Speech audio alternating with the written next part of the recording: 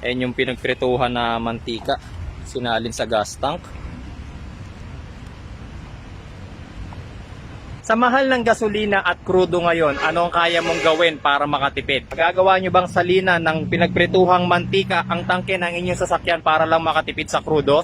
Ngayong araw na to may papakilala ko sa inyong isang engineer galing sa Dasmariñas, Cavite. Ang 2 taon nang sinasalinan ng pinagprituhang mantika ang kanyang sasakyan. So kasama natin ngayon mga bossing si Engineer Ed Briseño. Galing siya ng Dasmariñas, Cavite. Dumayo pa siya rito sa atin sa Quezon City Circle para i-share niya yung kanyang matagal nang ginagawa dito. Take note mga boss, itong kanyang risk na ginawa is hindi niya sinubukan sa mga mumurahing sasakyan, sa mga owner type jeep, sa mga trucks or sa mga jeep nilang. Take note mga boss, itong Fortuner na to mismo, yung kanyang personal car, yung pinaglalagyan niya ng mga pinagprituhan ng manok na mantika na to. Ito, yan, ayun pa. Okay sir, so isi-share sa atin ni Sir Ed kung ano yung mga ginagawa niyang procedure muna. And then syempre at the end of this video, may dala akong scanner, gusto nating malaman kung nagkaroon na ba ng problema yung kanyang sasakyan after niyang gawin to for almost 2 years na. Check muna natin kung ano talaga tong laman nito. Baka isipin ng iba, crudo rin to. Pero amuyin natin. Oh guys, amoy ano pa siya talaga. Pinagprituhan na ba ng manok to? Only wings. Only wings. Pinagprituhan ng manok. Amoy manok nga siya guys. Okay. Tapos mga boss, uunahan na namin kayo sa mga bashers dyan or sa mga magsasabi ng negative.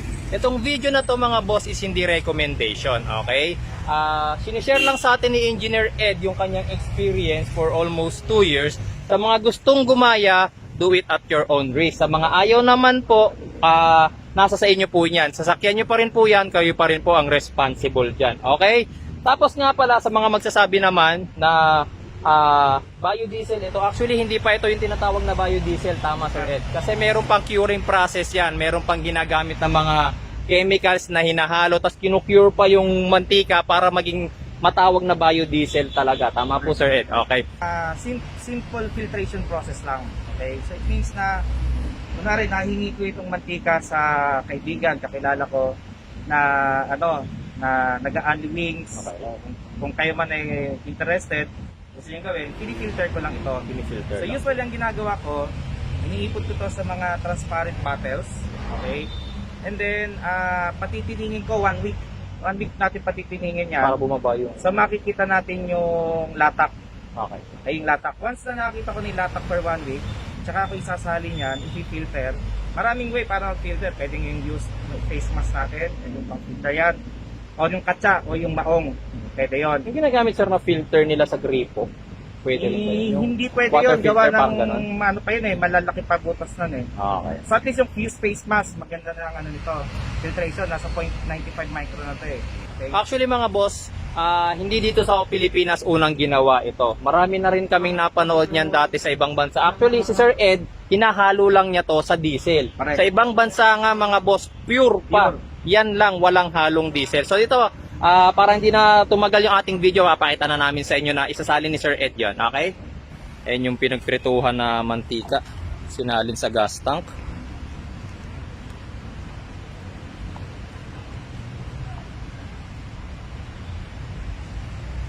And guys, nakikita nyo sinasali na ngayon ni Engineer Ed Briseño yung mga pinagprituhang mantika. Unang bottle pa lang yon. Ito na ngayon yung 2, 4, 6. Meron pang 6 na nakahilera. 6 na litro. 1.5 pala to rather. 1.5 liters pala to. So almost 10 liters, 10.5 liters yung sasali ni sir. So hopefully hindi pa umapaw gawa ng medyo puno pa yung tangke ko. Sir Ed, sa 2 taon na ginawa mo yan sir, ano naman ang ano? May naranasan ka ba na nag-hard starting or nagka-problema ba yung sasakyan mo? So far wala akong experience eh. Unang-una syempre medyo nakakatakot rin gawin to Oo. Kaya hindi ako nag-start ng ganito kagad na ratio na 1:2 Okay. So tinatry mo natin sa small amount yan. So in fact nagsimula ako sa 1:5. Ibig sabihin 1 part of oil, 5 liters 5 ng liters of diesel. diesel, okay. Kasi syempre kailangan ko rin so kailangan ko na experiment kung baka Okay. mamaya bigla masira na lang o yung sakyan Hanggang sa since naging medyo successful siya, At okay naman, tinatry kong increase yung yung proportion. So, ang ratio na pinaka-latest mo na nagawa is 1:2, sir. Yun yung Hindi ka pa pinaka-maximum. nag 1:1 or 50-50. Hindi ako nag-1-1. Medyo Okay. may risk. Kasi unang-una, ang ginawa ko rin, syempre, ang mantika, kapag sa malamig na panahon, although hindi man malamig yung panahon natin, Oo. hindi man malamig yung panahon ng Pilipinas, Natutulog ang mantika. natutulog ang mantika. Tama po. So, ang ginawa kong experiment muna, bago ko gawin yung maximum 1:2, 1 part ng oil to 2 parts of diesel, Mm. hinahalo ko yung diesel sa mantika, nilalagay ko sa freezer. Okay. So, doon ko tinitingnan kung ano yung pinaka-maximum na ratio na hindi matutulog o maninigas yung mixture o yung mixture ng diesel and oil. Kamusta naman, So, sir, yung 1:2? So far, hindi na natutulog ang mantika. In fact, kahit 1:1, Freezer? hindi Kahit sa natutulog freezer, eh. sir? Yes, kahit 1:1 hindi natutulog. Pero syempre, hindi ko na inattempt yung 1:1 kasi alam naman natin ang energy content ng mantika o base sa research ko, ang energy content ng mantika o yung tinatawag nilang calorific value mababa para sa diesel, kaya hindi ko na siya sinagad. Ayan, guys. Makikita nyo, tapos na si Sir Ed sa 6 na bote. Nasa pang 7th bottle na siya. Ayan. Yan, pinapakita namin sa inyo, guys, na direkta sa tangke niya nilalagay yung mga used cooking oil. Pinagprituhan po yan ng manok. So once na natapos ko na siyang isalin, minsan ang ginagawa ko, inaalog ko. Parang sa mga jeep, naalala niya. Sir, pagka pinupupultant nila. Inaalog. So inaalog rin natin yan para lang siya mahalo sa loob. Pero kahit hindi na siya alugin, okay lang. Okay. Kasi importante, pag pinapandar ko siya, pinatatagtag ko para lang humalo sa loob. Yan, medyo madumi Messy. yung messy dahil sa mantika. Ayan. Makikita nyo, nag-full na yung tangke ni Engineer Ed kanina. Siguro mga nasa 3/4 pa lang yan. Tapos, ang i-check natin, syempre may mga indicators dito na nagpapakita kung may problema ba yung sasakyan niya o wala.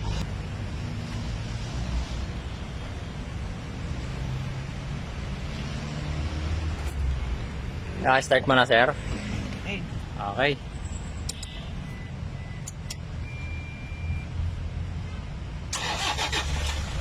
Okay, quick start siya, guys. Quick start. And then check natin sa panel kung may naiwan na error.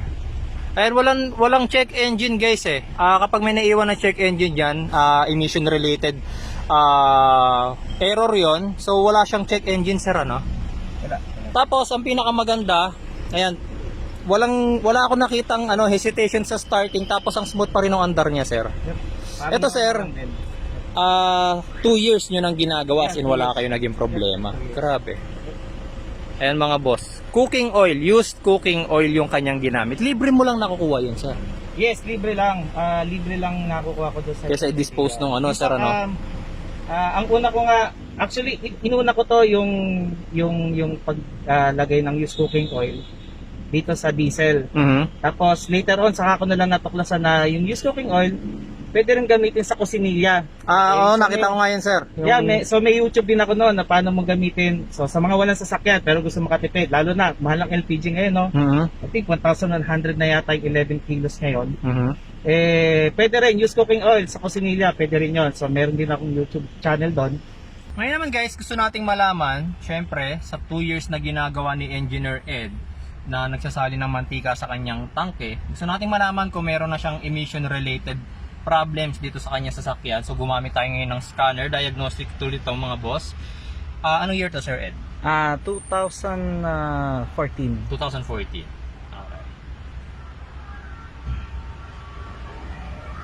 Okay.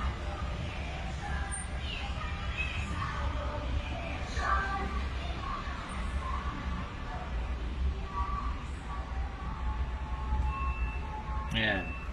So ito, check na natin. Smart scan lang tayo. Malalaman na natin kung meron na siyang error sa kanyang sasakyan. Ay, actually green yung kanyang ECM.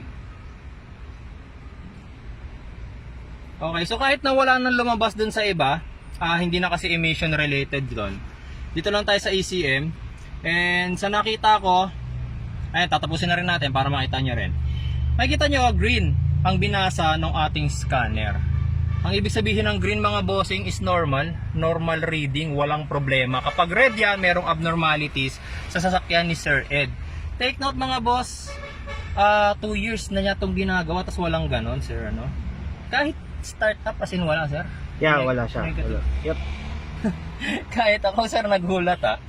Actually, hindi ko expected na ganito yung lalabas na resulta. Kasi mga bossing, ako sa totoo lang, medyo hesitant din ako sa paggamit ng cooking oil. Siyempre, kung ano yung iniya-advise sa atin ng mga manufacturers, ng mga engineers, yun yung sinusunod natin, especially sa mga mechanics. Pero ang mindset ko kasi diyan, mantika eh. So, ang lagi kong naiisip diyan, unang kalaban niya diyan is the temperature. The temperature kapag nag-solidify yung mantika, pwedeng bumara sa fuel pump, pwedeng bumara sa fuel passages, sa filter, pwede. Tapos yung diesel, may nozzle yan, may injector yan eh. Ang injector ng mga diesel mga boss, ang butas niyan, mas maliit pa sa butas ng karayom. Kung yung butas ng karayom nakikita nyo sa diesel, hindi nyo makikita yung butas niya, napakaliit.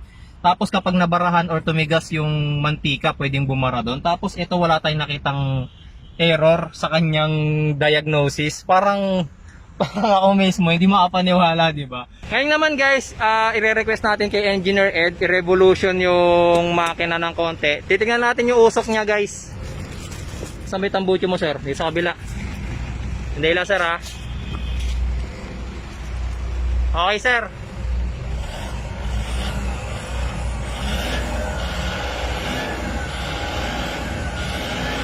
Ayan. Okay guys. Sige sir, thank you po.